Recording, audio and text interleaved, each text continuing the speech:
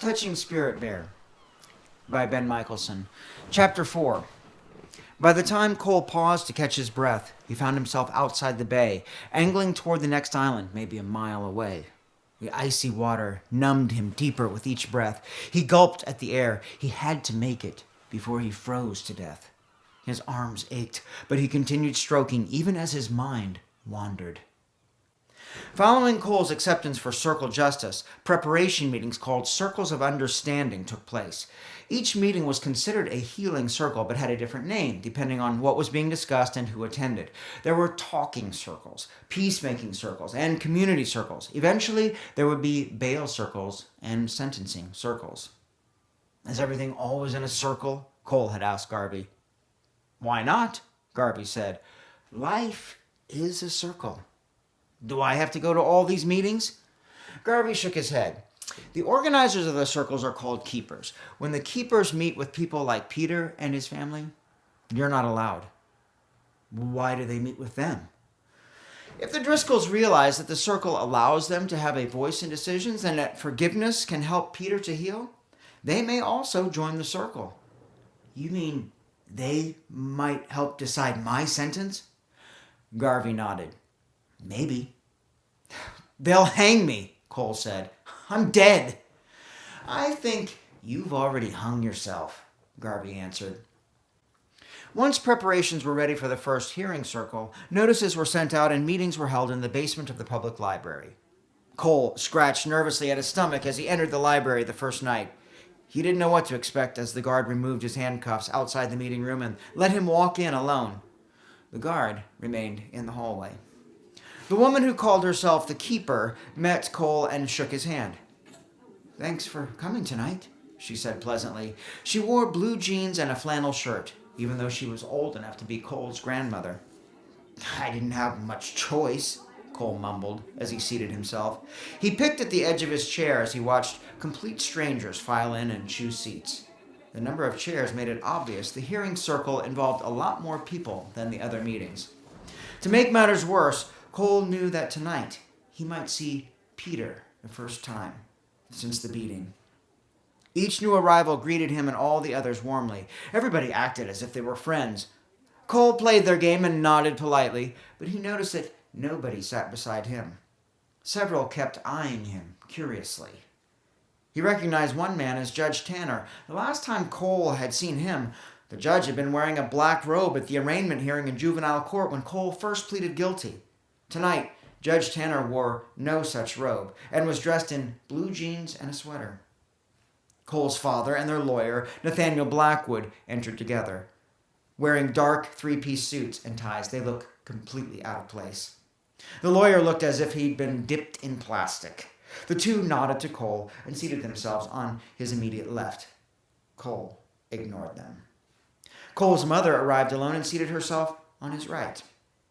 She wore a party dress. Not a single hair on her head was out of place. That's all this was, Cole thought bitterly. This was just another social event. She had probably spent a couple of hours getting ready. Nothing, however, could cover up the frightened look in her eyes. Cole guessed she had probably downed a few drinks before coming, something to calm her nerves. Cole squirmed in his seat. His parents hadn't even acknowledged each other. When Garvey arrived, he sat nearby. Shifting nervously in his chair, Cole nodded to Garvey as he watched more strangers enter and be seated. It seemed like the whole world was showing up. And why not? The keepers had posted a notice on the library bulletin board with an open invitation to anyone who wanted to participate. Cole tapped his shoe against the leg of the chair. Why hadn't they just gone out in the street and hollered, "Hey, everybody, come help make fun of Cole Matthews"? At least none of his classmates had shown up, Cole thought. They probably knew what he'd do to them if they did. Then Cole heard more people come in and turn to see Peter walk in with his parents and their lawyer. Peter walked awkwardly, shuffling his feet and glancing timidly around the room. His lawyer looked the same age as Cole's mom, but walked with her head up and shoulders squared. Almost immediately, she picked Cole out of the circle and eyed him. He glanced down. Nearly 24 people had joined the circle by the time the keeper stood to begin. She smiled pleasantly. "Everybody, please, stand and hold hands," she said. Cole didn't like holding hands with his parents, one on each side. His hands were clammy, and he found himself comparing his mother's frightened, weak squeeze to his father's iron-hard grip. As the keeper bowed her head, Cole peeked and caught Peter peeking back.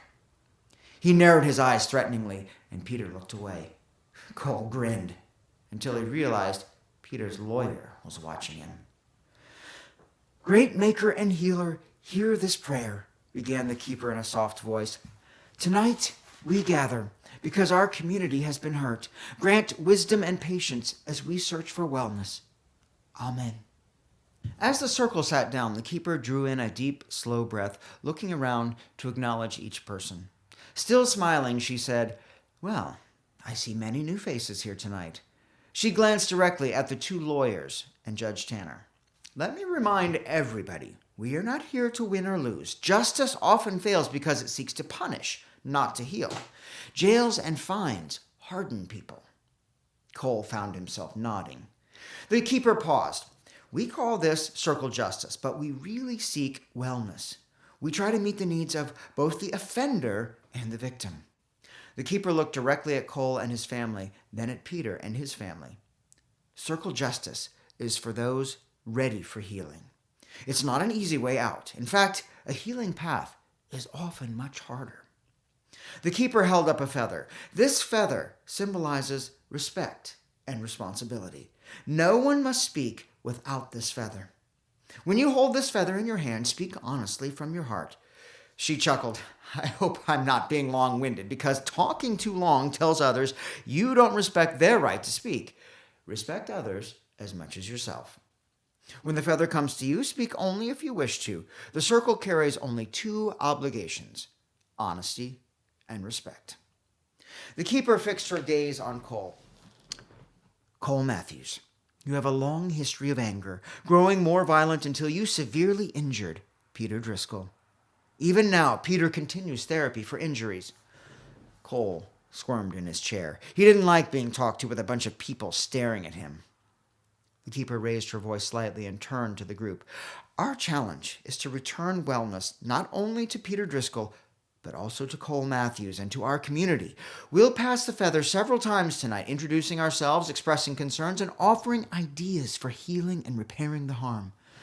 The keeper handed the feather to the first person on her left side. "I'm Frank Schaefer," the person said.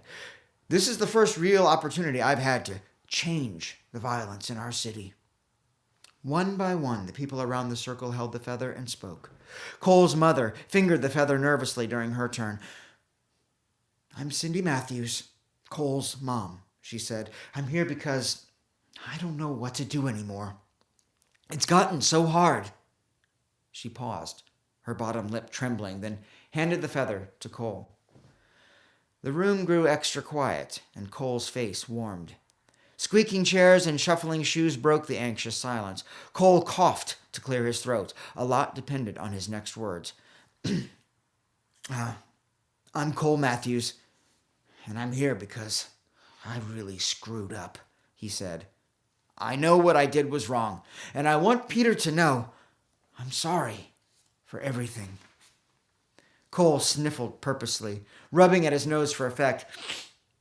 "I want to ask this circle to help me get over my anger." Cole handed the feather to his father as he glanced around the room. He liked the reactions he saw. People heard what they wanted to hear. Tonight the group wanted to believe he was sorry. He could see it in their eyes. Cole's father sat up taller in his chair. "I'm William Matthews," he announced importantly. "I'm here to make sure that my son never causes problems again." He turned and glared at Cole. "This is all going to end now." Cole ignored his father. Next, Nathaniel Blackwood received the feather. He held it loosely in his fingers as if it were a cigarette and cleared his throat loudly. "Yes, what Cole did was wrong, but kids will be kids. Considering Cole's detention to date, we feel he should be released to parole and to the supervision of one of his parents. He needs a family, not a jail cell." The lawyer handed the feather on. As the feather moved from person to person, Cole kept glancing at Peter. The thin, red-haired boy stared at the floor. When he was handed the feather, Peter looked up fearfully and mumbled, "I'm Peter Driscoll, and I'm here 'cause I got beat up." His speech was slow and halting. His eyes darted around the circle as he passed the feather quickly to his mother. Cole studied Peter. Peter hadn't sounded like this before. Cole wiped his sweaty hands on his pants. It wasn't like he meant to hurt anyone. Besides, this wouldn't have happened if Peter had kept his mouth shut.